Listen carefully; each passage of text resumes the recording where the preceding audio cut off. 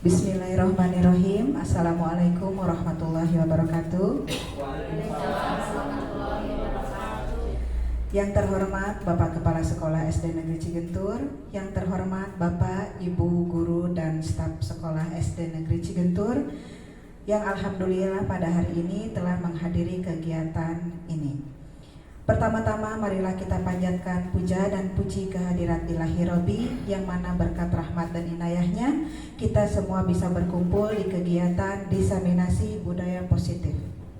Tak lupa sholawat dan salam marilah kita panjatkan selalu kepada baginda alam Habibana wa Nabiyana Kangjeng Nabi Muhammad Sallallahu Alaihi Wasallam, kepada para sahabatnya, kepada para keluarganya, juga sampai kepada kita, kepada yang mencintai beliau sampai insya Allah akhir hayat nanti. Amin Allah ya rabbal alamin. Selanjutnya izinkan saya untuk membacakan susunan kegiatan pada hari ini. Yang pertama pembukaan, yang kedua menyanyikan lagu Indonesia Raya, yang ketiga sambutan, yang keempat acara inti, yang kelima tutup doa. Untuk lebih memanfaatkan waktu, marilah kita buka acara ini dengan membaca Bismillah secara bersama-sama. Bismillahirrahmanirrahim. Selanjutnya untuk acara yang kedua, yaitu menyanyikan lagu Indonesia Raya. Hadirin dipersilakan berdiri.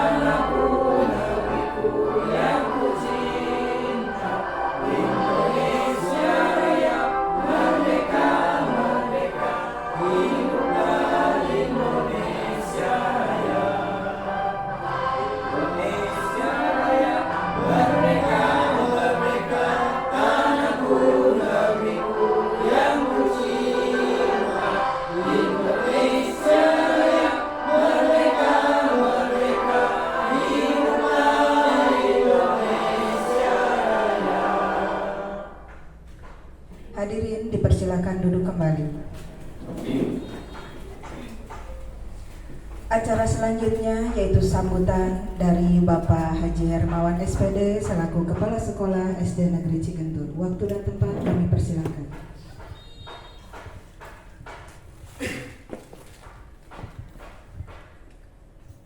Bismillahirrahmanirrahim. Assalamualaikum warahmatullahi wabarakatuh. Bismillah, alhamdulillah, wassalatu wassalamu ala rasulillah wa ala alihi wa sahbihi wa mawalah, amma ba'du. Puji dan syukur marilah kita panjatkan kepada Allah Subhanahu wa ta'ala, bahwasanya pada saat ini kita bisa berkumpul bersama dalam acara kegiatan yang sudah kita rencanakan.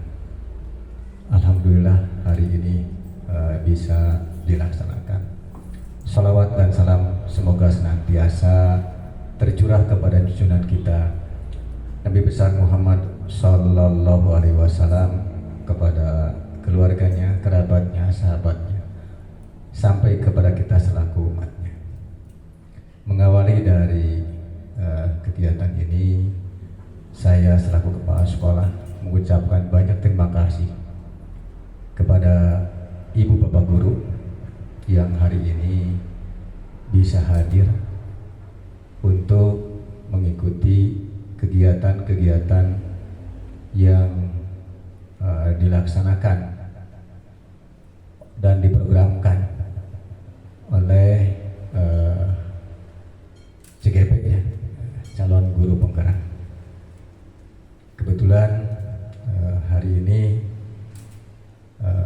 kita bisa melaksanakannya dengan baik, mudah-mudahan lancar sampai dengan akhirnya ya.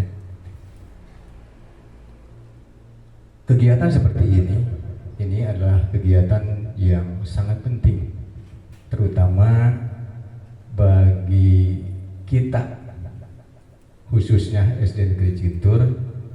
Mengapa demikian? Karena sekolah itu perlu berprestasi, harus berprestasi, ya, harus maju.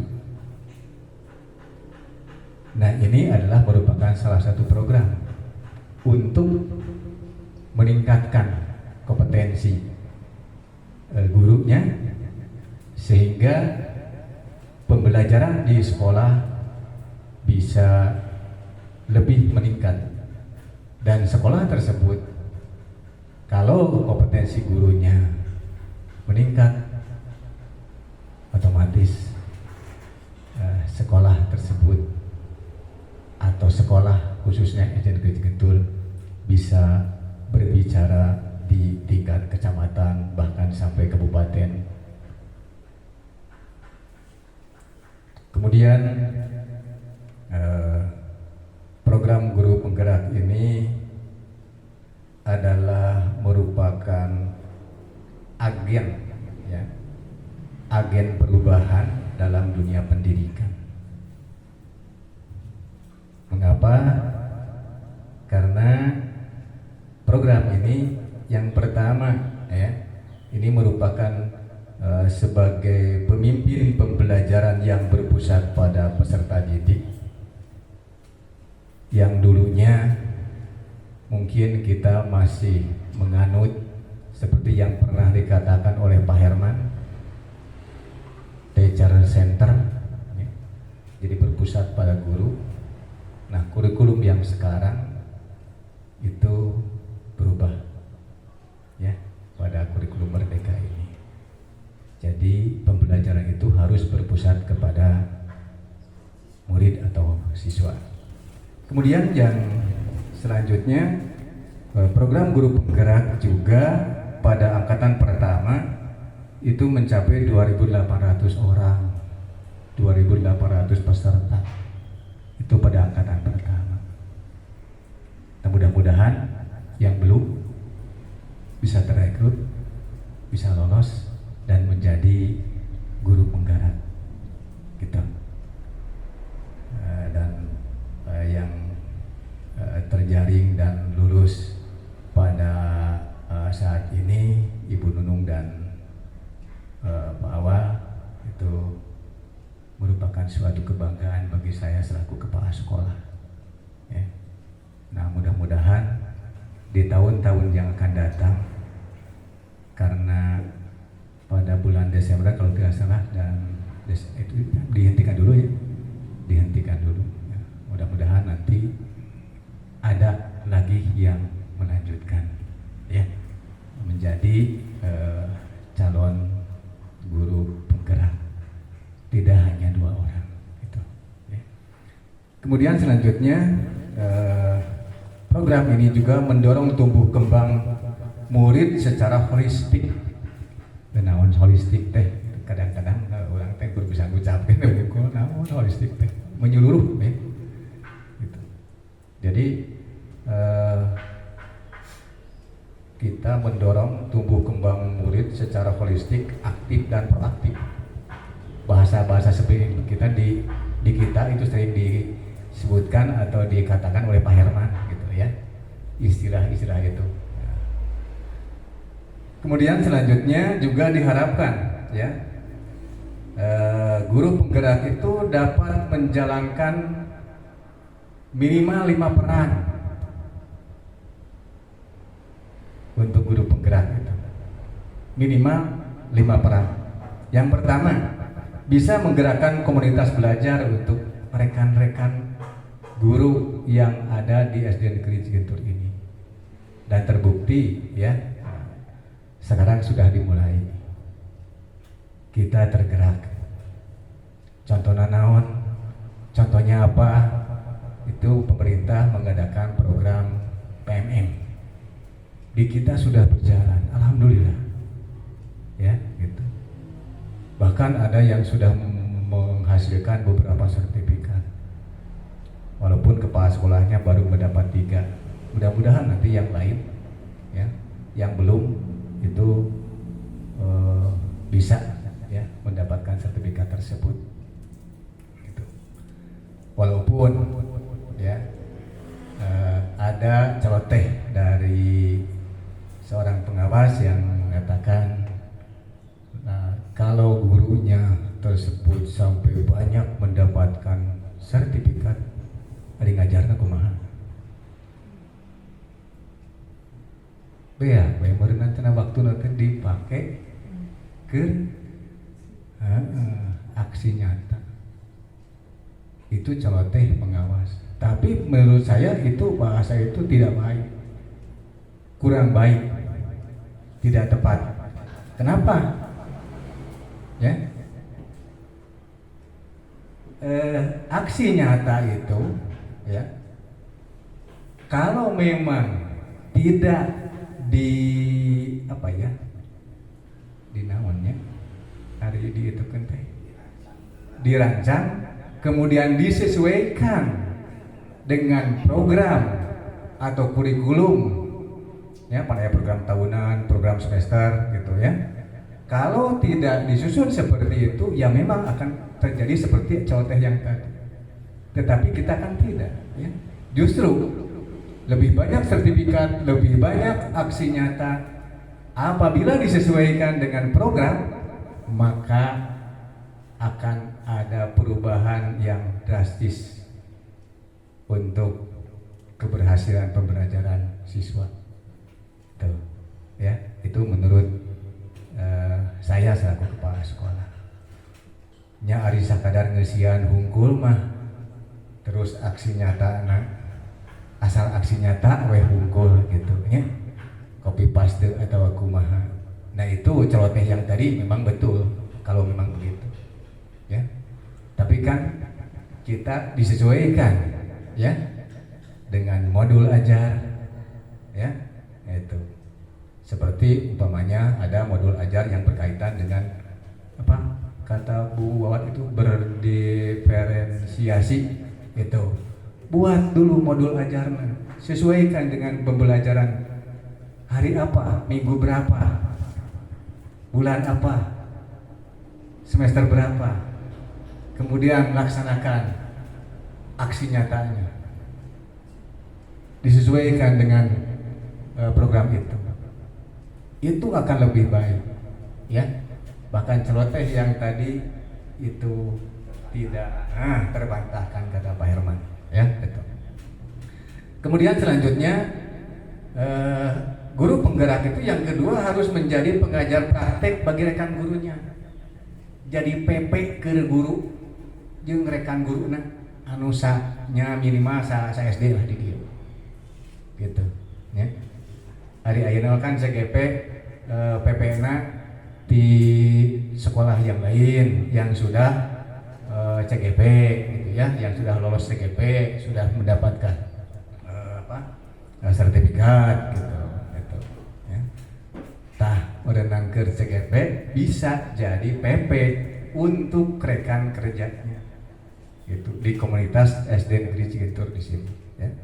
Kemudian yang ketiga, mendorong peningkatan kepemimpinan murid di sekolah. Itu ya. Mendorong peningkatan kepemimpinan murid di sekolah. Karena guru itu harus menjadi tauladan ya di depan siswanya. Gitu. Sehingga jadi contoh Jadi jangan hanya guru itu bisa menugaskan, memerintahkan, gitu, ya. Tetapi harus menjadi contoh bagi siswanya. Kemudian yang keempat, membuka ruang diskusi yang positif dan kolaboratif antara guru dan pemangku kepentingan yang berada di lingkungan sekolah, gitu. Seperti komite, gitu. Di kita sudah berjalan. Ibu Nung sering berkomunikasi dengan ibu komite atau orang tua siswa, ya, itu sudah berjalan. Pak Herman juga walaupun belum masuk CGP, tapi kegiatan seperti ini sering dilaksanakan, sering dilakukan, ya, itu. Nah, kalau untuk CGP itu wajib, ya, harus, gitu, ya, harus. Sehingga diskusi yang bersifat positif kemudian kolaboratif itu menjadi sebuah kebiasaan, ya, jadi sebuah tradisi. Ada hal sesuatu itu didiskusikan, ya, gitu. Kemudian yang terakhir, ya, bahwa guru penggerak itu harus bisa menjadi pemimpin pembelajaran. Itu 5 hal yang tadi bisa tercapai, insya Allah guru penggerak tersebut akan sukses. Dan mudah-mudahan kita doakan. Meskipun kalau kita melihat rentang waktu yang begitu panjang 9 bulan, ya, tetapi kalau dijalani insya Allah engke mah lamun geus lewati 8 bulan geus lulus asa sakedeung teteh. Ayeuna keur ngajalani cek asalina mah. Kenapa? Biasanya terasa lama itu ketika kita mendapat kesulitan, ya, gitu. Jadi kalau orang Sunda bilang mah kudu seperti orang main game karena kegiatan teh, sehingga lupa waktu teh, seneng, gitu. Sehingga tidak terasa jenuh, ya, dan membuat penasaran terus menerus. Nah, bagi CGP juga harus seperti itu, ya. Kenapa? Karena harus berhasil, harus berhasil. Percuma kalau kita ya hanya ikut-ikutan saja, tidak mempunyai satu tujuan, satu target, ya. Nah, sehingga dalam pelaksanaannya kemana harus, gitu, ya. Karena apa? Karena tidak punya target, tidak punya tujuan yang jelas. Tetapi kalau punya tujuan yang jelas, punya target yang jelas, yang pasti, insya Allah, ya, Ibu Nunung dan Pak Awal akan sukses. Seperti dalam sebuah pantun disebutkan, ya, botol kecap, botol brandy jangan disimpan di tengah jalan. Tetap mantap berprestasi buat bekal di hari depan. Rupanya hanya itu yang bisa saya sampaikan. Semoga ada guna dan manfaatnya bagi kita semua, khususnya bagi para CGP. Billahi taufiq wal hidayah. Wassalamualaikum warahmatullahi wabarakatuh. Terima kasih kepada Bapak Kepala Sekolah yang sudah menyampaikan sambutannya. Selanjutnya kita menuju ke acara yang keempat, yaitu acara inti diseminasi budaya positif oleh calon guru penggerak angkatan 9 yang akan dibawakan oleh Bapak Guru Awaludin Sukmana, Sarjana Pendidikan. Kepada beliau kami serahkan. Terima kasih Ibu.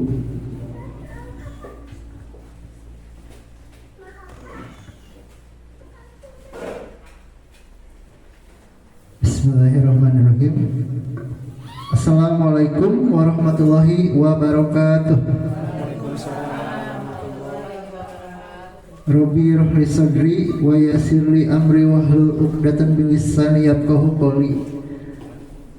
Pertama-tama saya ucapkan banyak terima kasih kepada Kepala Sekolah SDN Cigentur yang telah sangat membantu, memfasilitasi dari awal. Dari awal saya mengikuti calon kegiatan guru penggerak ini bersama teman guru saya, Ibu Guru Nunu, sehingga kami bisa mengikuti kegiatan guru penggerak ini dengan lancar ya. Alhamdulillah, beliau memfasilitasi semua dari material, non material, dorongan, motivasi semua. Alhamdulillah. Dan tidak lupa juga kepada guru-guru saya, guru senior saya, teman sejawat saya, karena hari ini bisa meluangkan waktu untuk mengikuti diseminasi budaya positif yang akan saya bawakan. Terima kasih. Ya, kita mungkin santai saja ya, jangan tegang. Kita belajar sama-sama karena saya juga masih belajar. Saya tidak sempurna, dan saya berdiri di depan ini bukan karena saya lebih tahu atau lebih bisa dari Bapak Ibu guru. Saya berdiri di depan di sini karena tugas saya sebagai calon guru penggerak untuk menyampaikan diseminasi budaya positif. Lanjut, kita akan ke materi yang akan saya bawakan, itu penerapan budaya positif di sekolah, di mana ini mencakup topik disiplin positif, nilai-nilai kebajikan, teori motivasi, hukuman, penghargaan, restitusi, keyakinan kelas, kebutuhan dasar manusia, 5 posisi kontrol restitusi, dan segitiga restitusi. Nah, di sini ada pertanyaan pemantik sebelum kita memasuki materi. Yang pertama, apakah Bapak Ibu setuju bila pemberian hukuman dapat mendisiplinkan siswa? Yang setuju angkat tangan. Iya. Yang kedua, apakah pemberian hadiah meningkatkan prestasi siswa?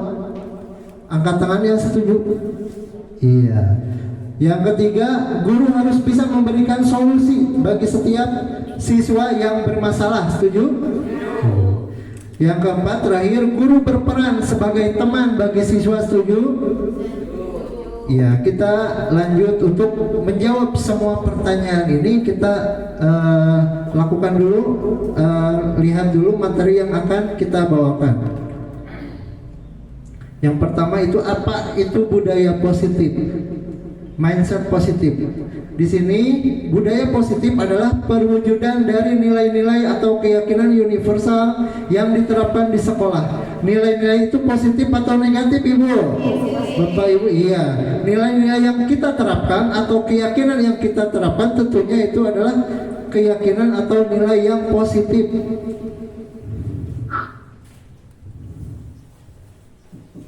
Konsep-konsep inti untuk menciptakan budaya positif di sini ada 6. Yang pertama, disiplin positif. Yang kedua, motivasi perilaku manusia. Yang ketiga, keyakinan kelas atau sekolah. Yang keempat, kebutuhan dasar manusia. Kelima, posisi kontrol guru. Yang keenam, segitiga restitusi. Nah, kita akan melakukan permainan yang tadi. Coba Bapak Ibu kepalkan tangan kita. Coba kepalkan tangan Bapak Ibu, di mana kita berimajinasikan dalam kepalan tangan ini ada sesuatu yang berharga bagi kita, sehingga orang lain tidak boleh atau jangan membuka tangan kita. Anggap dalam genggaman tangan kita itu hal-hal yang penting bagi kita. Sekarang oleh teman Bapak Ibu coba dibuka. Teman, oh buka. Tentunya yang mengkepalkan itu akan dengan sekuat tenaga mempertahankan. Ya, benar? Seperti itu, kita akan walaupun teman ibu merayu, menghardik, mengancam untuk membuka, tentunya kita akan mempertahankan, yaitu yang disebut dengan kontrol diri.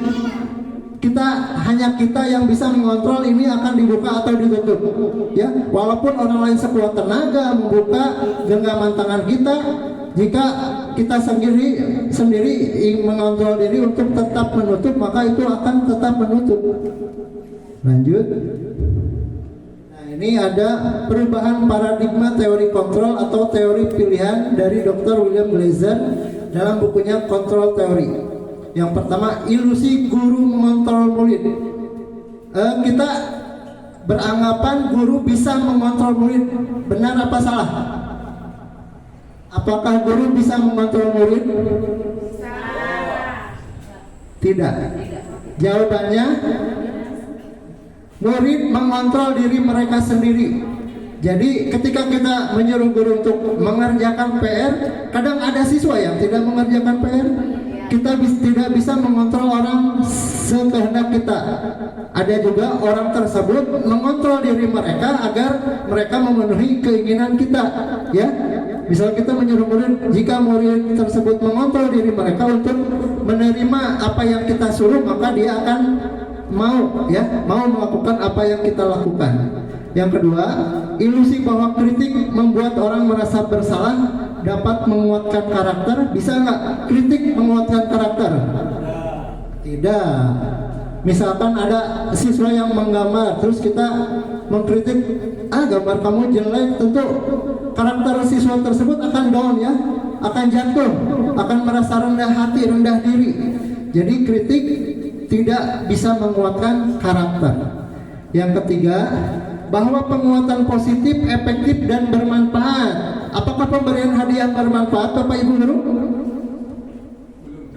Belum tentu. Kalau kita terus-menerus memberikan hadiah, maka siswa tersebut akan tergantung pada hadiah tersebut, bukan dari motivasi diri sendiri siswa tersebut. Yang keempat, ilusi bahwa orang dewasa memiliki hak untuk memaksa. Nah, itu juga salah. Kita sebagai orang dewasa tidak bisa memaksakan kehendak kita kepada anak kecil atau siswa-siswi kita, karena siswa-siswi kita memiliki kehendaknya sendiri atau kontrol dirinya sendiri. Nah, ini bagaimana seseorang bisa berubah dari paradigma stimulus respon kepada pendekatan teori kontrol. Contohnya, realitas kebutuhan kita sama. Dalam teori kontrol, kebutuhan kita berbeda. Dalam stimulus respon, semua orang melihat hal yang sama. Tapi dalam teori kontrol, setiap orang memiliki gambaran yang berbeda. Ya, Bapak Ibu bisa melihat perbedaan antara stimulus respon dan teori kontrol. Itu berbeda sekali. Ada orang lain bisa mengontrol saya, tapi dalam teori kontrol hanya kita yang bisa mengontrol diri kita sendiri. Cukup ya Bapak Ibu, kita lanjut. Apa makna disiplin? Ada yang tahu nggak? Apa arti kata disiplin? Taat, patuh, betul. Belajar. Ada lagi?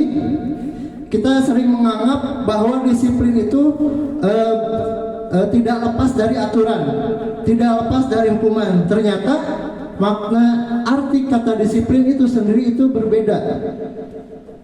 Disiplin berasal dari bahasa Latin disiplina yang artinya belajar. Benar. Tepuk tangan buat Ibu. Adalah satu, ya. Makna asal kata ini berkonotasi dengan disiplin diri dari murid-murid Socrates dan Plato. Itu udah dari zaman yang lalu, ya. Arti kata disiplin. Disiplin diri membuat orang menggali potensinya menuju sebuah tujuan, apa yang dia hargai. Nah, ini sebenarnya dari arti dari disiplin yang sebenarnya adalah membuat orang menggali potensinya menuju sebuah tujuan, apa yang dia hargai.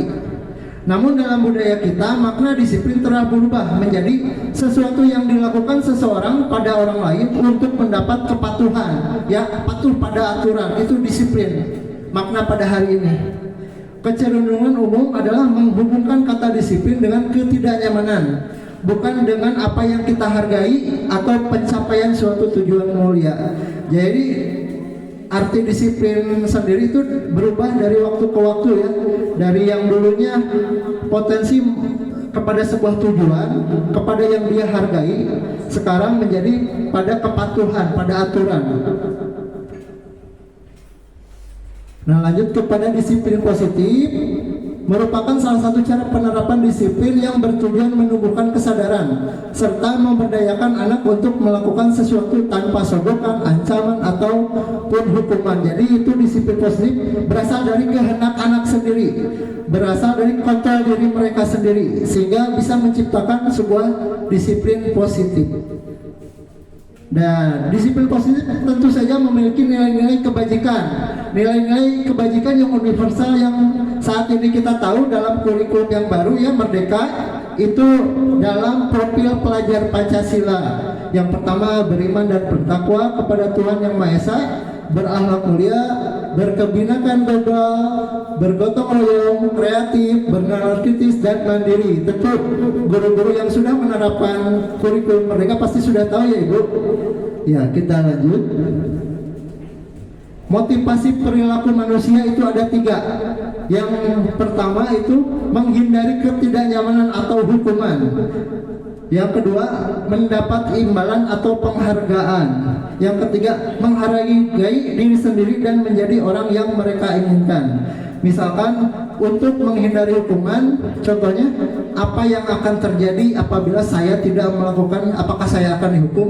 Itu salah satu contoh motivasi eksternal ya.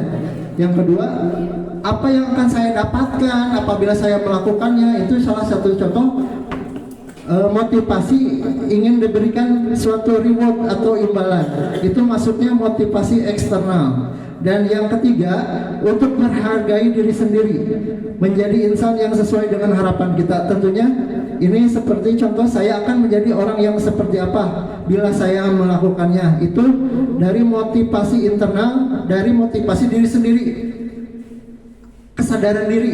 Kita melakukan itu karena kesadaran diri kita sendiri. Misalkan kalau kita diterapkan di sekolah, contoh kecilnya saja, siswa yang melakukan menjadi petugas upacara, tentunya masih ada motivasi yang kedua karena diberi imbalan.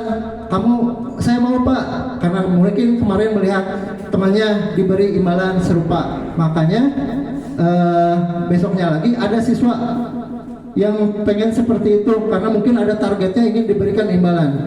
Dan yang lebih bagus itu motivasi yang ketiga, kehendak diri sendiri, karena sudah terbiasa menjadi petugas, jadi mereka menawarkan diri sendiri karena sangat susah gitu. Saya pernah mendapatkan pengalaman pas hari Senin tidak ada yang mau menjadi petugas upacara. Berarti belum ada motivasi diri yang ada di dalam diri siswa sendiri, masih belum ada. Kita sebagai guru tugasnya adalah memunculkan motivasi tersebut ya. Nah, seperti yang dikatakan Bapak Ki Hajar Dewantara, merdeka itu artinya tidak terlepas dari perintah.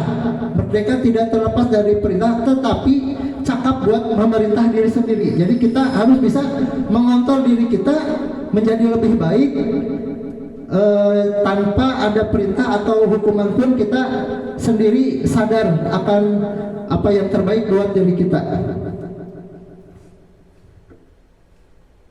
Nah, ini ada identitas gagal, identitas sukses, antara hukuman, konsekuensi dan restitusi. Boleh dibaca dulu, disimak apa perbedaannya. Misalkan salah satu contoh, murid anak belajar menyembunyikan kesalahan kalau di hukuman. Kalau di konsekuensi, murid anak belajar taat pada aturan. Untuk restitusi lebih bagus lagi, murid bisa memecahkan masalah. Perbedaannya seperti itu. Nah, ini berdasarkan bagian di atas adalah penjelasan tentang hukuman, konsekuensi, dan restitusi. Hukuman tidak terencana atau bersifat satu arah, bisa berupa hukuman fisik, psikis, atau kata-kata kasar. Konsekuensi bersifat terencana, sudah disepakati. Bentuk konsekuensi dibuat oleh guru. Kadang kita membuat kesepakatan oleh siswa, tapi konsekuensinya dibuat oleh kita sendiri. Misalkan yang tidak piket akan dikenakan denda 5.000. Nah, itu kan biasa kita membuat konsekuensi seperti itu. Yang ketiga, restitusi adalah proses menciptakan kondisi bagi murid untuk memperbaiki kesalahan mereka sehingga mereka bisa kembali pada kelompok mereka dengan karakter yang lebih kuat. Misalkan ada siswa yang bermasalah, kita menggunakan metode restitusi dengan melakukan pendekatan individual, menanyakan pertanyaan yang bermakna sehingga ketika siswa menyadari kesalahannya, siswa bisa memberikan solusi bagi diri mereka sendiri, itu yang dinamakan dengan restitusi. Nah, ini contoh kasus konsekuensi atau hukuman. Yang pertama, mencatat 100 kali di dalam buku kalimat, saya tidak akan terlambat lagi karena terlambat ke sekolah merupakan hukuman atau konsekuensi. Iya, betul, hukuman. Yang kedua, lari mengelilingi lapangan basket 2 kali karena terlambat hadir di sekolah. Hukuman. Lari, kamu terlambat, kamu lari, itu hukuman. Biasanya hukuman spontan ya. Nomor 3, murid diminta untuk push up 15 kali karena tidak menggunakan masker ke sekolah. Konsekuensi atau hukuman? Hukuman, masih hukuman.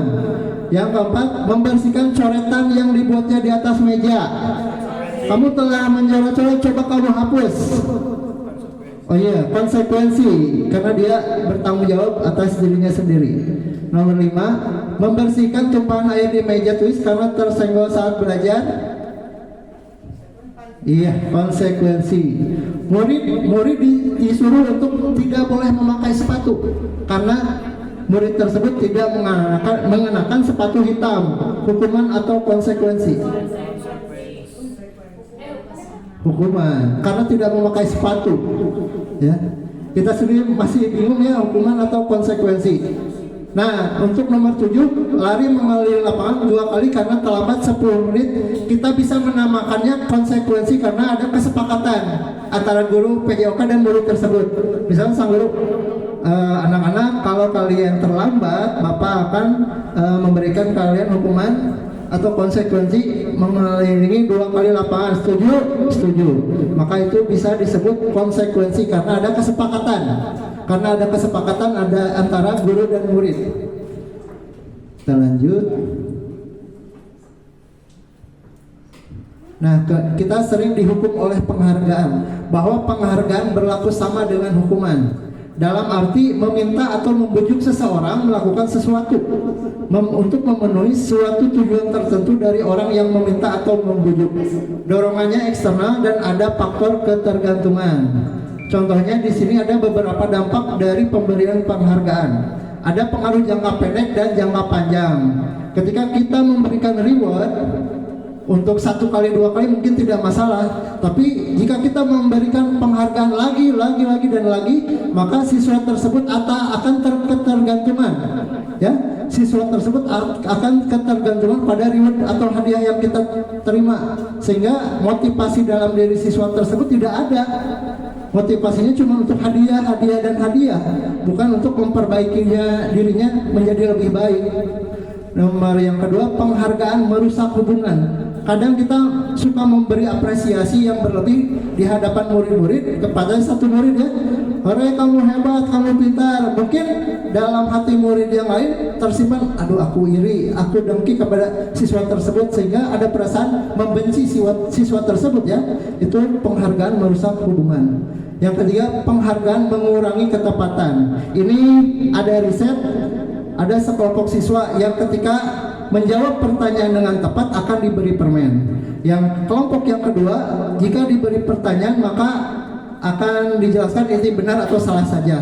Dan yang terjadi hasilnya, siswa yang diberi permen itu menjawab tidak tepat semua. Ya, mungkin dalam pikirannya berfokus pada reward atau penghargaan tersebut. Yang keempat, penghargaan tidak efektif. Jika ada kasus jika kamu melakukan ini, maka kamu akan mendapatkan ini. Jika dilakukan terus-menerus dan suatu waktu tidak mendapatkan penghargaan, padahal kita sudah melakukan sesuatu itu, kita akan kecewa. Maka itu tidak efektif. Yang terakhir, penghargaan menghukum. Ini ada dalam sistem ranking kita. Mungkin tujuan Kemdikbud menghapus ranking dalam kurikulum terbaru salah satunya ini. Ketika kita memberikan ranking 1 kepada salah satu siswa, maka ranking kedua akan merasa, kenapa aku jadi yang kedua?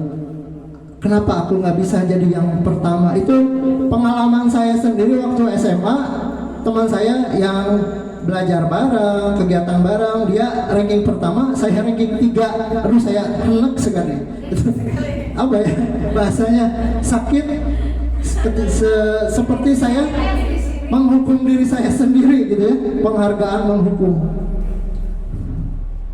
Lanjut, ada yang tahu nggak mengapa keyakinan kelas bukan peraturan kelas? Ada yang tahu beda keyakinan kelas sama peraturan kelas? Kalau keyakinan, Ibu guru Wawat kayaknya udah tahu. kalau keyakinan, Ya, kalau keyakinan disepakati bersama. Ya. Kalau peraturan kelas bisa hanya guru saja yang iya, betul. Kurang lebih garis besarnya seperti itu. Kalau keyakinan kelas kita disepakati bersama antara guru dan murid. Kalau peraturan kelas hanya guru saja yang menentukan aturan tersebut. Maka untuk saat ini kita mencoba untuk membuat keyakinan kelas. Ini salah satu contohnya ya. Pertanyaan pemantiknya, mengapa kita memiliki peraturan tentang penggunaan helm saat mengendari sepeda motor? Ibu-ibu suka menggunakan helm tidak? Tidak. Berarti aturan sudah dilanggar gitu ya. Ada perasaan diri apa gitu, nilai kebajikan saat kita menggunakan helm, kita takut apa? Takut celaka. Itu nilai-nilai kebajikannya itu keselamatan ya Bapak, faktor keselamatan. Jadi kita sadar diri, saya memakai helm bukan karena menaati peraturan, tapi karena takut celaka atau ingin selamat. Karena kita tidak tahu amit-amit ya kalau di jalan ada sesuatu. Kadang kita dari jauh tidak memakai helm, belum sadar diri berarti ya, belum ada sadar diri kita harus selamat dalam perjalanan. Padahal itu sangat penting sekali untuk keselamatan. Yang kedua, mengapa kita memiliki peraturan harus datang tepat waktu pada saat mengikuti pelatihan? Ibu pernah mengikuti pelatihan? Datang tepat waktu atau terlambat? Terlambat, melanggar lagi itu berarti. Ya, kenapa ibu mematuhi peraturan harus datang tepat waktu? Biar lebih siap, ya. Takut ketinggalan materi, betul. Jadi ada nilai kebajikan tersendiri. Iya, tanggung jawab, benar. Tanggung jawab, kita harus sadar memiliki tanggung jawab kepada diri kita sendiri ya. Kita menghormati diri kita sendiri dan orang lain.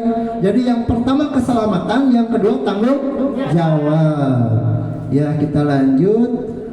Untuk mendukung motivasi intrinsik, kembali ke nilai-nilai yang tadi ya, nilai keselamatan, keyakinan, jujur, tanggung jawab, sehingga lebih menggerakkan seseorang.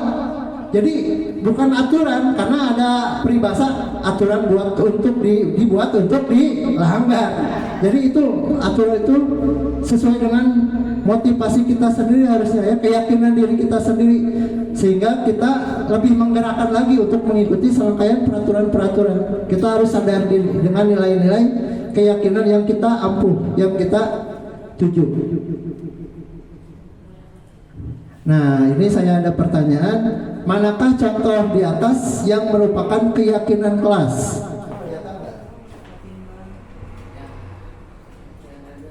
Kelihatan nggak? Mana yang contoh di atas yang merupakan keyakinan kelas? Yang putih apa yang biru? Angkat tangan yang putih. Nggak ada ya? Yang biru, kenapa memilih yang biru? Ada yang bisa jawab? Tidak ada pengakanan. Terus ada lagi nggak? Mengapa kita memilih yang biru? Untuk keyakinan kelas. Keyakinan tadi berhubungan dengan nilai-nilai. Iya. Untuk yang pertama ada nilai bertanggung jawab. Kalau di kanan kan nggak ada ya. Itu kalau di kanan peraturan kelas saja namanya. Ya. Nah ini salah contohnya. Contohnya yang pertama bertanggung jawab, yang kedua jujur, yang ketiga bersikap tenang, keempat sopan dan menghormati, yang kelima rukun. Jadi dalam keyakinan kelas itu harus ada nilai-nilai kebajikannya. Karena kalau ada nilai-nilai kebajikannya itu akan mendukung untuk menimbulkan motivasi intrinsik dalam diri siswa. Nah ini contoh ada peraturan, ada keyakinan. Misalkan selalu kembalikan buku ke tempatnya, keyakinan kelas apa atau nilai kebajikan apa yang didapat dari mengembalikan buku ke tempatnya. Iya benar, tanggung jawab. Yang kedua, dilarang mengganggu orang lain. Nilai kebajikannya apa? Rukun, kasih sayang, menghormati orang lain ya. Jangan mengganggu, kamu harus menghormati teman. Hadir di sekolah 15 menit sebelum pembelajaran dimulai. Disiplin. Oh ya disiplin, tadi lupa ketulis mungkin. Disiplin bagus, masuk. Menghormati orang lain atau berkomitmen juga bagus. Dilarang melakukan kekerasan, membuli, perundungan, itu berarti melanggar nilai-nilai keselamatan atau menghormati orang lain. Jadi keselamatan orang lain itu sedikit terganggu kalau kita melakukan kekerasan. Ini langsung kekerasan itu kalimatnya. Dilarang menggunakan narkoba. Nilai keselamatan apa atau nilai kebajikan apa? Agama, kesehatan. Kalau kita menggunakan narkoba jadi tidak sehat ya. Kita nilai kebajikan kesehatan, kita harus mengutamakan kesehatan, makanya menghindari narkoba. Bergantian menunggu giliran atau mengantri. Disiplin sama. Benar, kesabaran dan menghormati orang lain. Menggunakan masker agar tidak sakit.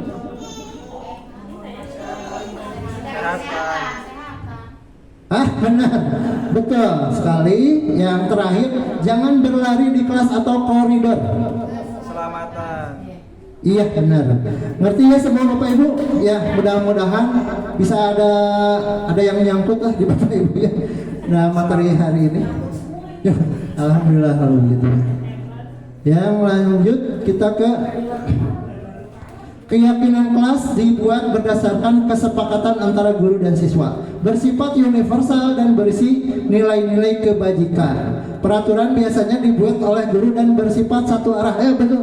Tadi kata Pak Dadan ya, peraturan bersifat satu arah oleh guru. Kalau keyakinan kelas dibuat kesepakatan antara guru dan siswa. Nah di sini di tengah-tengah kelihatan nggak Bapak Ibu? Di tengah-tengah ini ada lingkaran budaya positif, di mana di tengah-tengah itu ada peraturan kelas. Yang terkecil itu peraturan kelas, kita naikkan menjadi keyakinan kelas. Jika semua keyakinan kelas itu diterapkan oleh semua warga sekolah, maka akan tercipta lingkungan yang positif. Jika terus-menerus kita menciptakan lingkungan yang positif, maka akan tercipta budaya positif. Jadi keyakinan kelas itu salah satu elemen yang membangun budaya positif di sekolah. Semua bersinggungan, semua berketerikatan ya Bapak Ibu.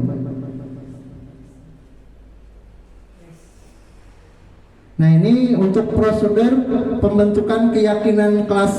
Saya yakin Bapak Ibu guru tahu ya, setiap Bapak Ibu punya tip triknya masing-masing untuk membentuk keyakinan kelas. Kalau di saya mempersilahkan seluruh siswa mencurahkan ide.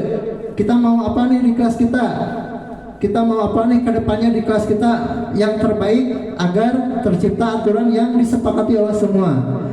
Mencatat, kemudian saya mencatat semua masukan, dan mengganti kalimat negatif menjadi kalimat positif. Contohnya, dilarang membuang sampah, kan itu kalimat negatif. Coba diubah menjadi kalimat positif, jadi apa? Buanglah sampah pada tempatnya, atau jagalah kebersihan. Tinjau ulang kembali keyakinan kelas yang sudah tersusun, di mana keyakinan kelas tersebut sudah ada nilai-nilai kebajikan yang ada di dalamnya.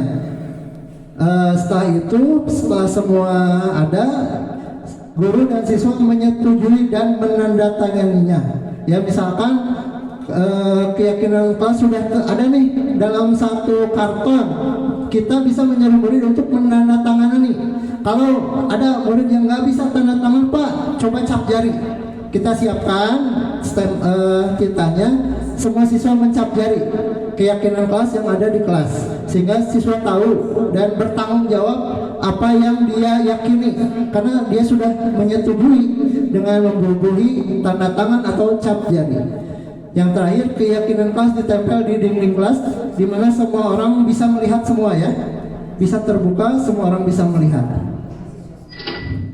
Nah, ini contoh kesepakatan kelas yang sudah saya buat. Ada nilai kebajikan, menghormati, komunikasi, partisipasi, dan kalau di kelas atas saya ada kesepakatannya penggunaan ponsel. Penggunaan ponsel dilarang selama sesi kelas, kecuali ada izin sebelumnya dari wali kelas. Kalau saya di kelas atas sudah menggunakan kuisis, ya Ibu, menjawab pertanyaan online yang menggunakan gadget. Mungkin 1 bulan sekali siswa harus membawa HP yang punya, ya. Kalau tidak punya, mungkin Bapak Ibu guru yang memfasilitasinya. Lanjut. Nah, ini ada 5 posisi kontrol. Coba jawab jujur Bapak Ibu. Sekarang Bapak Ibu guru ada di posisi kontrol yang mana yang sering diterapkan kepada siswa? Coba tulis di kertas ini. Masih ada kertasnya? Coba ditulis di kertas sticky note. Posisi sekarang Bapak Ibu, apakah sebagai penghukum, pembuat rasa bersalah, posisi teman, pemantau, atau manajer? Jawab aja yang jujur, yang sering kita gunakan sekarang. Sudah? Sudah? Ya. Kita tahan dulu, ya. Nah, ini contoh penerapan posisi kontrol. Yang satu posisi kontrol penghukum. Saya ada video, mari kita cermati baik-baik ya video tersebut. Yang pertama, posisi sebagai penghukum.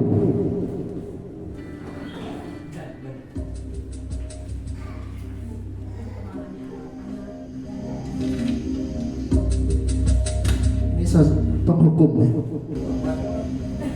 Naren, sini kamu. Selamat pagi, Bu. Selalu terlambat. Kamu deh, pasti terlambat. Maaf, Bu. Saya... Apa? Apa coba? Alasan kamu apa lagi? Kapan sih kamu tidak terlambat? Malas sekali ya kamu jadi anak. Saya... Dasar pemalas. Gak kapok-kapok sih kamu. Sudah berapa kali terlambat? Sana, kamu keliling lapangan basket 2 kali. Kenapa saya harus keliling lapangan basket, Bu? Kenapa? Kamu melawan ibu? Berani-beraninya jawab. Sudah terlambat, masih berani jawab pula. Sekarang, keliling lapangan basket 5 kali sekalian. Biar kapok. Cepat, pergi sana ke lapangan basket. Nah, dalam posisi penghukum ini ada ciri-cirinya, nada suaranya tinggi, menghardik, menunjuk-nunjuk, membentak, hukuman bisa verbal ataupun fisik. Kadang kita menghukumnya hanya satu arah saja, ya, spontan menurut keyakinan kita saat itu, bahkan dengan posisi kita marah, ya. Dampaknya kepada murid menjadi pemberontak. Kadang murid menjadi penendam atau tidak menyukai guru tertentu atau mapel guru tertentu. Itu contoh dari posisi kontrol sebagai penghukum. Sekarang kita akan lanjut posisi kontrol kedua, yaitu pembuat rasa bersalah. Mari kita cermati videonya. Ini masih aktornya masih yang sama ya.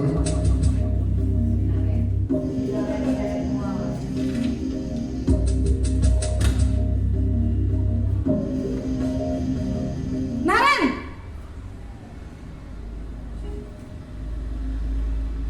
Selamat pagi, Bu. Naren, kamu kenapa terlambat lagi, nak? Ya Tuhan, Naren, kamu senang ya bikin ibu susah ya? Kalau kamu terlambat lagi, nanti ibu yang ditegur bapak kepala sekolah, nak. Disangka ibu tidak bisa membina kamu. Duh, gimana ini? Maaf, Bu. Duh Gusti Naren, kamu suka ya kalau ibu ditegur bapak kepala sekolah? Terus, sekarang ibu harus tulis apa ini di buku absen? Ini kamu sudah sering terlambat loh. Ibu harus apa coba? Maaf, Bu. Maaf sekali. Ya sudah, lain kali jangan bikin ibu susah lagi ya nak ya. Ibu tidak akan kuat lagi kalau kamu begini terus. Bisa jantungan kalau ibu ditegur bapak kepala sekolah. Sana cepat ke kelas. Maaf ya, Bu. Maaf sekali. Nah, ini salah satu contoh posisi kontrol pembuat rasa bersalah. Anak menjadi semakin bersalah ini. Ciri-cirinya suara cenderung lembut, tenang, namun kata-katanya menyalahkan murid. Guru akan menyatakan hal-hal yang merasa kesalahan ada pada murid dan seakan-akan guru tersebut menderita. Dampaknya murid merasa bersalah, identitas gagal, tidak percaya diri, rendah diri atau menarik diri dari lingkungan sendiri ya. Yang selanjutnya itu kalau ini murid merasa tertekan sekali ya, itu membuat murid merasa lemah. Iya. Sekarang yang ketiga, posisi kontrol sebagai teman. Jadi guru memposisikan diri sebagai teman siswa. Naren lagi nih aktornya.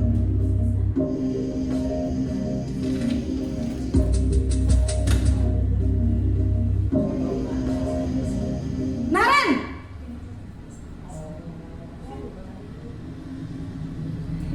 Selamat pagi, Bu. Wah, sudah jam berapa ini nak? Terlambat lagi ya sayang. Iya, Bu. Habis ibu saya lupa bangunkan saya, Bu.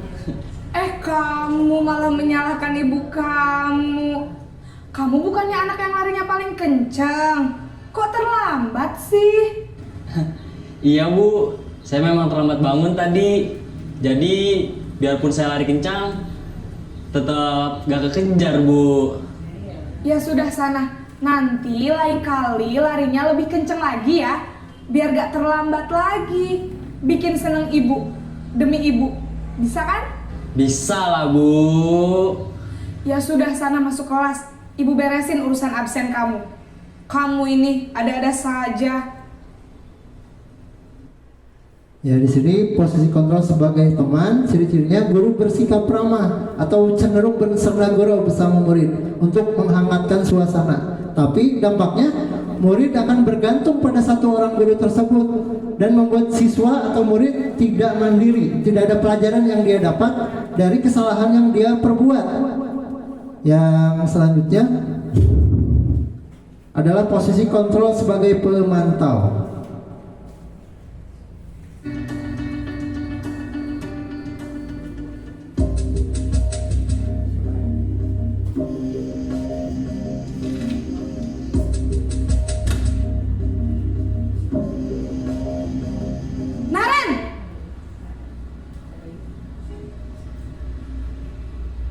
Selamat pagi, Bu.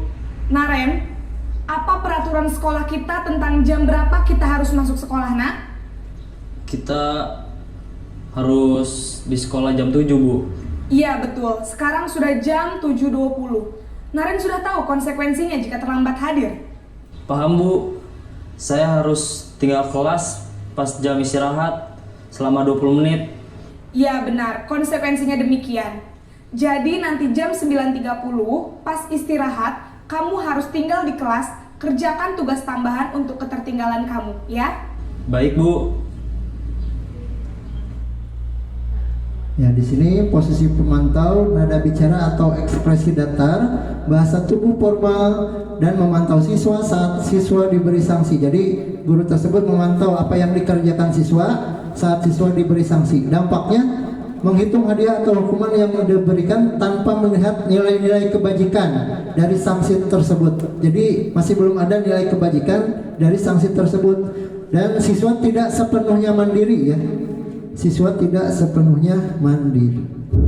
Sekarang yang terakhir, posisi kontrol sebagai manajer. Masih Naren.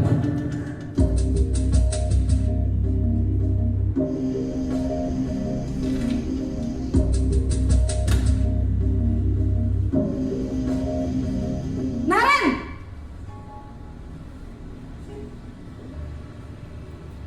Selamat pagi, Bu. Selamat pagi, Naren. Maaf, Bu. Saya terlambat. Iya, sekolah masuknya jam 7, sekarang sudah jam 7.20. Jadi sekarang bagaimana ini, Naren? Maaf, Bu.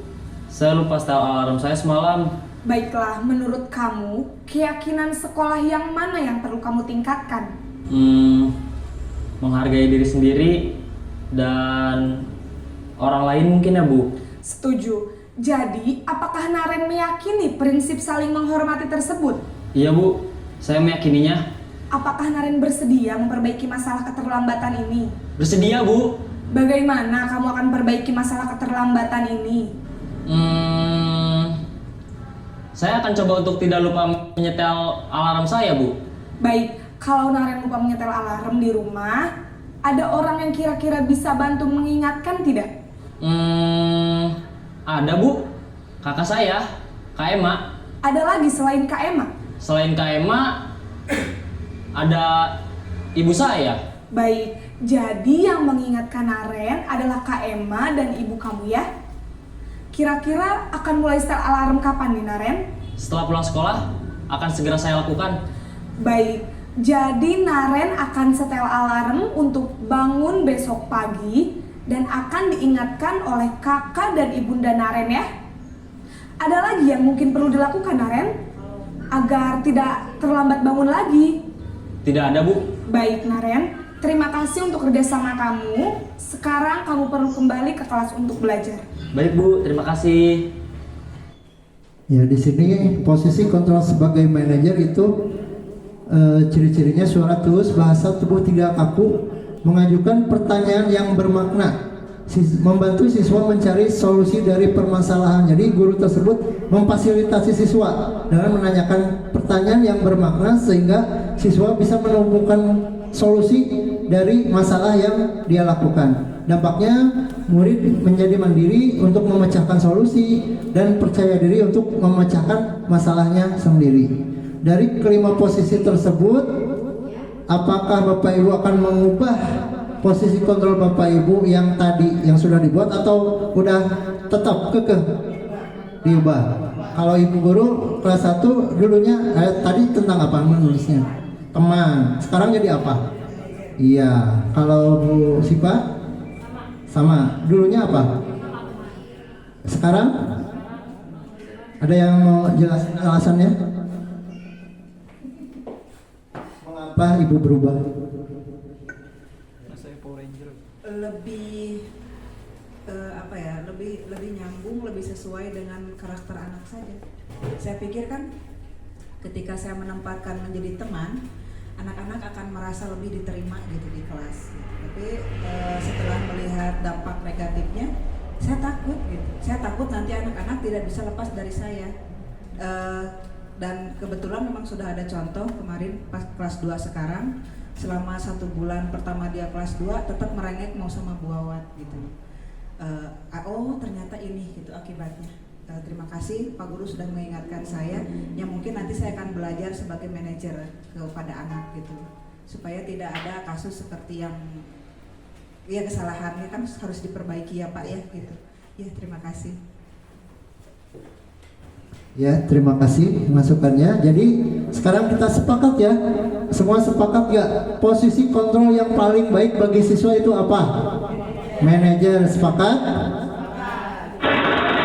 Iya, betul. Kita tepuk tangan buat semua.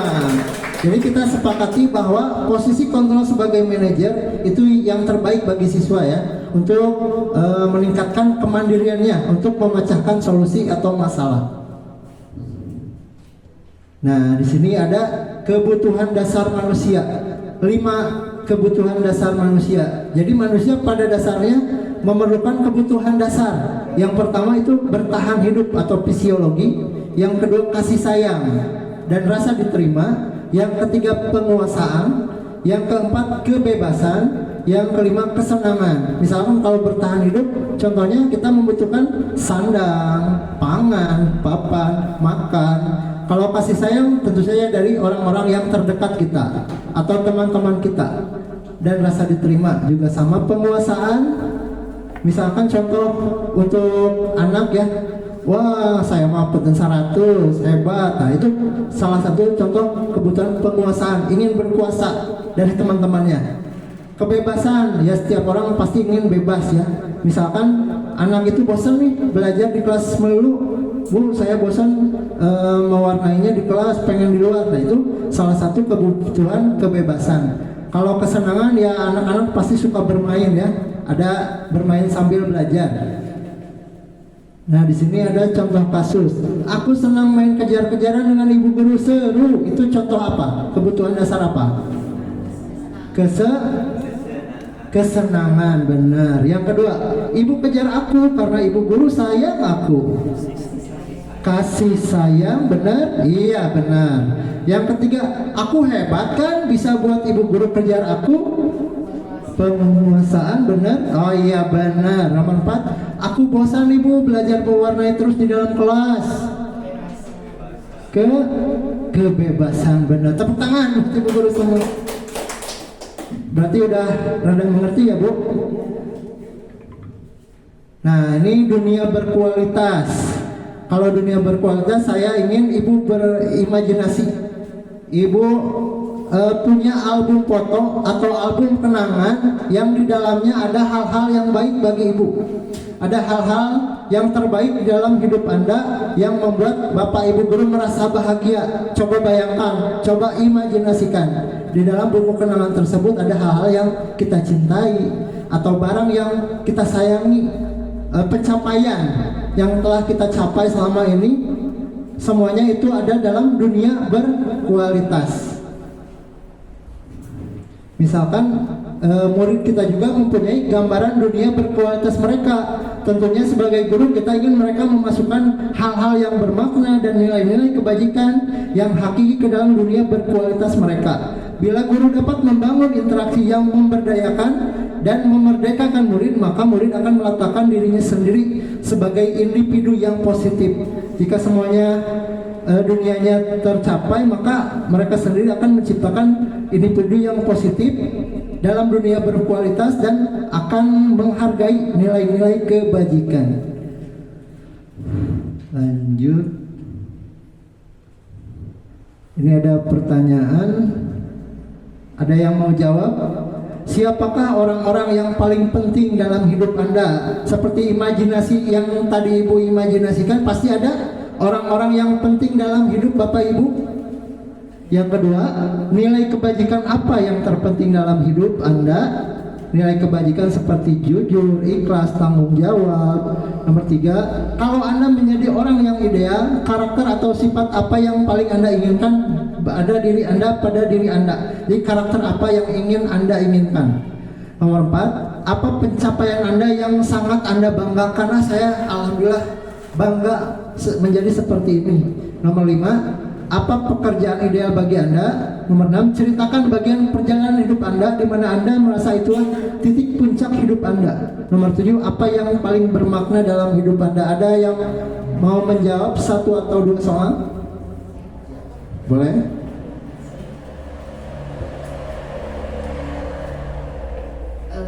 Orang-orang yang paling penting dalam hidup saya adalah keluarga inti, yaitu suami dengan anak. karena mereka adalah yang menjaga saya dalam keadaan suka dan duka. Ya. Terima kasih. Terima kasih. Ada yang lain? Ada yang masukan yang lain? Boleh. Nilai-nilai kebajikan apa yang terpenting dalam hidup Anda? Jujur. Kenapa jujur? Kenapa jujur? Karena membuat badan kita lebih ringan saja, nggak ada beban. Gitu. Tidak ada yang harus saya sembunyikan, tidak ada hal yang harus saya abu-abukan. Apa adanya, jujur. Iya, idhar gitu. Tidak ada idgom, tidak ada ikhfa gitu. Dan juga itu yang diajarkan oleh bapak saya.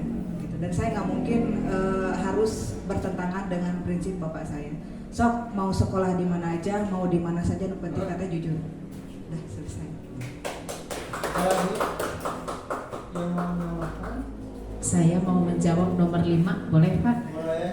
Apa pekerjaan ideal bagi Anda? Untuk saat ini dan mungkin seterusnya, saya alhamdulillah bersyukur sekali saya sudah menjadi seorang pendidik.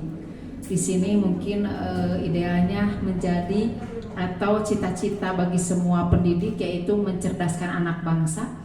Selain itu menjadi motivasi untuk keluarga saya pribadi. Mungkin begitu Pak dari saya. Iya, bagus. Untuk bapak gurunya ada yang mau menambahkan?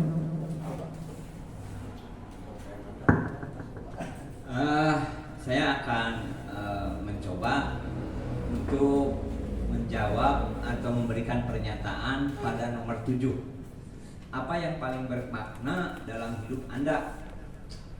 Dalam perjalanan hidup itu semuanya bermakna, tapi ada satu titik-titik tertentu di mana dalam kehidupan kita itu ada satu perubahan.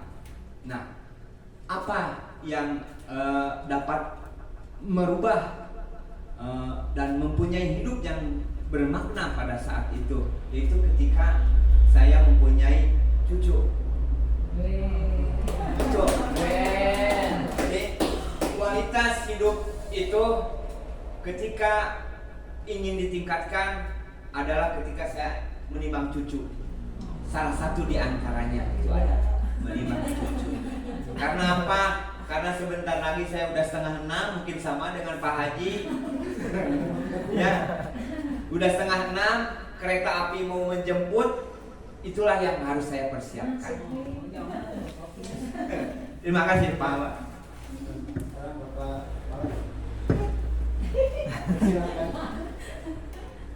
Tadi dari nomor 7 datang ke Pak Herman. Enggak apa-apa, pasti jawabannya akan berbeda. Direbut. Itu jawabannya sama.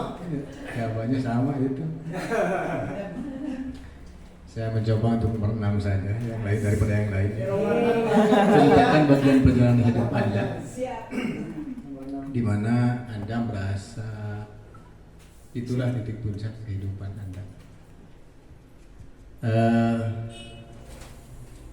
Pertama, ketika saya mulai belajar, ya, sekolah, gitu, keadaan hidup saya memang morat-marit lah, gitu ya. Kemudian setelah saya naik atau bukan naik ya, melanjutkan sekolah ke SMP, mulai di sana ada sebuah perubahan, terutama dalam ekonomi, ya. Jadi keluarga sudah mulai agak meningkat dan akhirnya saya disuruh melanjutkan sekolah ke SPG. Yang awalnya saya mau ke sekolah pertanian, tetapi karena waktu seleksinya itu bersamaan, sehingga memutuskan untuk ikut seleksi di SPG, ya, sesuai dengan saran ayah, gitu ya, bapak saya. Alhamdulillah, ya, perjalanan sekolah di sekolah lanjutan atas mungkin ya, setingkat itu berjalan lancar sampai lulus. Namun setelah lulus, yang lain itu diangkat jadi guru, sementara saya gagal, ya. Namun demikian tidak merasa putus asa, ya, berusaha dan akhirnya 5 tahun kemudian baru saya diangkat menjadi guru. Ya. Alhamdulillah ketika itu saya ditugaskan di daerah Cisomang, Kadudampit, ya, gitu. Menjadi guru tahun 89. Kemudian saya dipindahkan ke Panghegar 1, kemudian dipindahkan lagi, jadi bukan saya yang ingin pindah, ya, tapi dipindahkan lagi ke SD Cilayem selama 16 tahun kalau tidak salah, ya, di sana. Dari Cilayem juga saya diharuskan untuk pindah ke SD Negeri Cigentur. Nah, ketika menjadi guru di SD Negeri Cigentur, disinilah mungkin titik puncak kehidupan saya, perubahan, ya, dari awal sampai dengan, maaf bukan bawah, dari mulai gitu, ya. Kemudian di Cigentur lah mulai meningkat, ya, baik dalam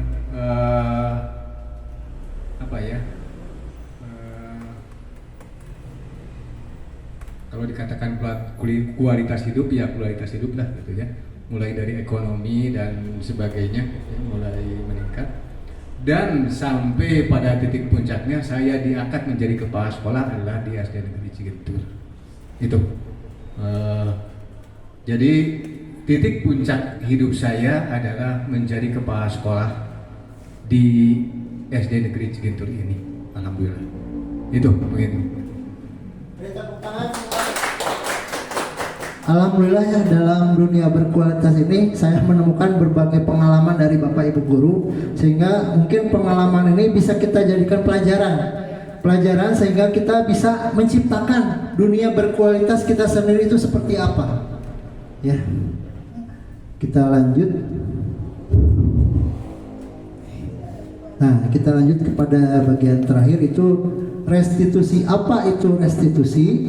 Restitusi adalah proses menciptakan kondisi bagi murid untuk memperbaiki kesalahan mereka sehingga mereka bisa kembali kepada kelompok mereka dengan karakter yang lebih kuat. Ya, kalau kita beranggapan kita bisa samakan ini seperti penjara, ya. Ketika seorang kasus terhukum residivis masuk ke dalam penjara, direhabilitasi, ditatar, sehingga setelah dia bebas hukuman, dia kembali lagi kepada masyarakat dengan karakter yang lebih kuat atau karakter yang lebih baik lagi ke depannya.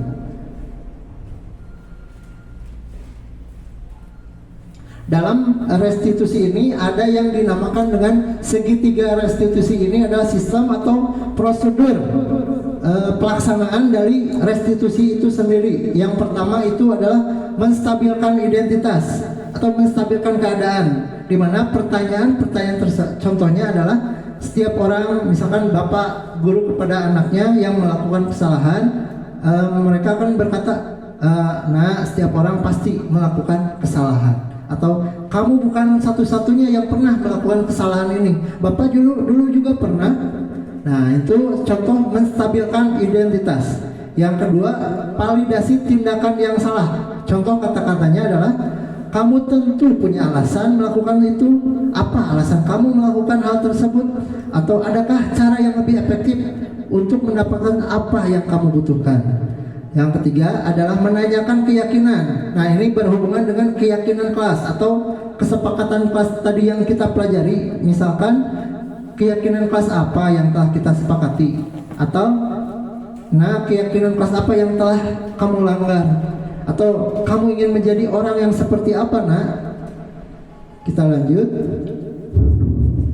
Nah, ini ada contoh penerapan segitiga restitusi dalam sebuah kasus.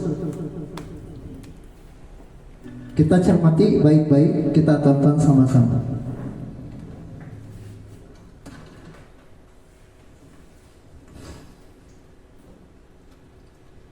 Siang Sarah. Siang Pak. Sudah lama nggak ketemu Sarah. Kenapa hari ini ada di sini? Kesel Pak, kesel banget. Masa aku dikatain tukang fitnah Pak? Ya aku marah lah. Aku balik ngatain Eka di depan kelas. Kesel banget. Oh begitu. Ya pasti kamu marah dan kesal. Bapak juga akan marah apabila ada yang menuduh Bapak seperti itu. Kemudian pada saat itu kamu mau melakukan apa? Ya saya langsung ngatain Eka lah Pak. Kesel banget. Saya bentak-bentak dia depan teman-teman lain. Oh begitu. Pasti kamu melakukan seperti itu karena suatu alasan tertentu bukan?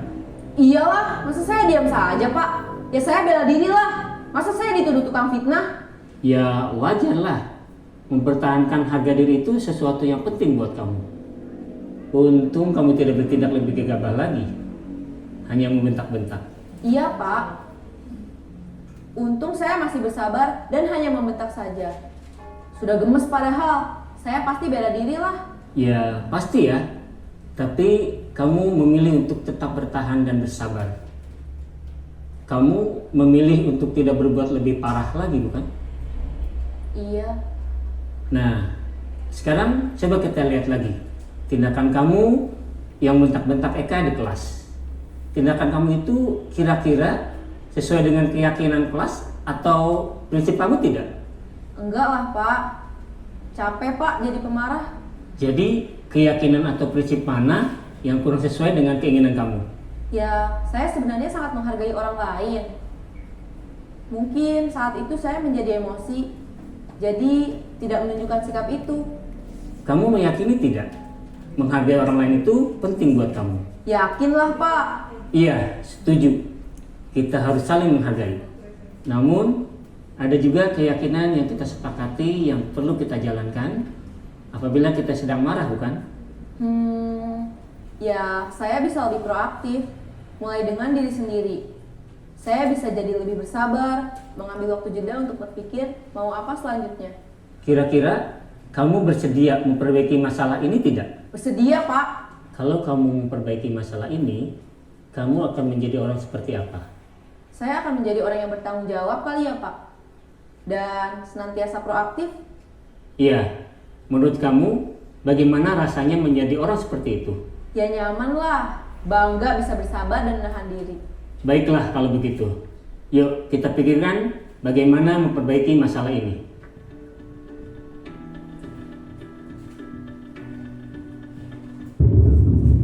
Ya, itu adalah contoh dari segitiga restitusi. Jadi di sini guru memfasilitasi siswa untuk siswa bisa menyelesaikan atau mencari solusi sendiri dari masalah tersebut. Ini ada 9 dari ciri-ciri restitusi. Yang pertama, bukan untuk menebus kesalahan namun untuk belajar dari kesalahan. 2, memperbaiki hubungan dengan temannya yang tadi. Yang ketiga, tawaran bukan paksaan. Jadi guru menawarkan solusi. Keempat, menuntun untuk melihat ke dalam diri. Jadi di dalam kontrol diri kita, kehendak diri kita itu kita salah apa enggak. 5, restitusi mencari kebutuhan dasar yang mendasari tindakan. Jadi dasar dari tindakan kita itu apa? Apa yang mendasari kita melakukan tindakan seperti itu. Nomor 6, restitusi diri adalah cara yang paling baik. Ya, dari yang lain restitusi adalah cara yang paling baik. Restitusi fokus pada karakter bukan tindakan. Jadi kita dalam restitusi ini kita fokus untuk membentuk suatu karakter. Karakter yang tadinya kurang baik menjadi baik, yang baik menjadi lebih baik lagi. Nomor 8, restitusi fokus pada solusi. Nah, dalam kasus yang tadi guru atau murid yang mencari solusi. Murid, guru hanya memfasilitasi, tetapi murid sendiri yang mencari solusi mandiri dari apa yang dia perbuat. Nomor 9, restitusi mengembalikan murid yang berbuat salah pada kelompoknya. Ya, jadi restitusi membuat penguatan karakter orang yang bersalah tersebut. Ketika menjadi lebih baik, maka kita kembalikan lagi kepada kelompoknya lagi dengan karakter yang lebih kuat. Alhamdulillah kita ada pada penghujung acara. Slide terakhir, terima kasih, salam bahagia. Mohon maaf apabila ada kesalahan, banyak kurang lebihnya, salah pelafalan, saya memohon maaf karena tidak ada gading yang tak retak. Kesempurnaan hanya milik Allah, ketidaksempurnaan hanya milik kita manusia. Terima kasih. Akhir kata, wassalamualaikum warahmatullahi wabarakatuh.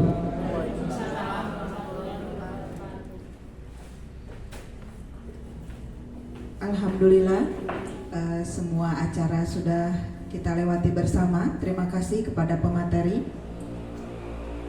Untuk sedikit refleksi, budaya positif merupakan budaya yang harus kita terapkan secara kelompok, bersinergis, berkelanjutan. Berharap hal tersebut bisa diimplementasikan oleh warga sekolah secara berkelanjutan agar mewujudkan siswa yang berkarakter, berbudi pekerti luhur, terbangun motivasi intrinsik untuk disiplin, memiliki kontrol diri sebagai pelajar profil Pancasila. Sebelum kita tutup, salam berani, Berkarakter, aktif, nyaman, dan inovatif. Terima kasih. Saya tutup kegiatan hari ini. Mari kita tutup kegiatan hari ini dengan mengucapkan hamdalah bersama-sama. Alhamdulillah. Wabillahi taufiq wal hidayah. Wassalamualaikum warahmatullahi wabarakatuh. Waalaikumsalam warahmatullahi wabarakatuh.